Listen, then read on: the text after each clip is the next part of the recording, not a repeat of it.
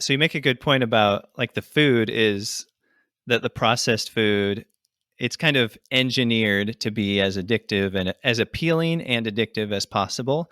So that there's all these people spending millions of dollars and, all their fancy PhD degrees trying to get you addicted to their processed junk food. And so that you'll keep eating it habitually. And it reminds me of some stuff I heard recently about social media, because social media can be addictive as well, and sometimes people blame the user, like, oh, you should just have more self-control, blah blah blah. Right. But I heard a really good explanation about this recently, which is that there's this huge asymmetry. So you're on one side of the screen and you're just one person and you're just scrolling through your newsfeed. But on the other side of the screen are billions and billions of dollars and many, many people, all these engineers, they're trying to figure out how to get you to stay on social media, whatever it takes. They'll do whatever it takes to get you to stay on there. And so to kind of put your willpower up against that huge asymmetry, against this huge apparatus, this $1 trillion company that's trying to get you to stay there using all the psychological tricks that you don't even understand are happening. It's a lot like processed food now that I think about it. It's like just to try to just use your willpower to eat a little less of those Cheetos.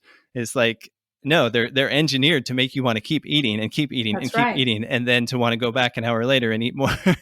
And they've spent years and a lot of money to try to build up that type of food, and then it's advertised everywhere and it's available everywhere, and you can just order it on your phone now, and just have it delivered to your door. So and it's so much cheaper and so much more convenient and so much easier to access those foods now than it is to access real food. So things have changed tremendously just over the last 50 years or so. And we are victims to that. I think your analogy of social media is spot on.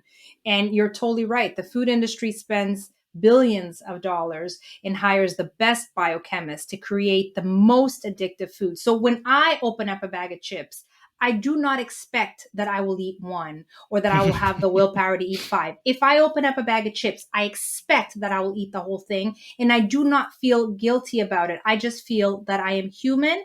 And as a human, I am reacting in a natural human way to this Frankenstein food, to this highly processed food. Whereas if I eat a piece of, whether it's plant-based or animal-based real food, I eat only a certain amount and I feel full.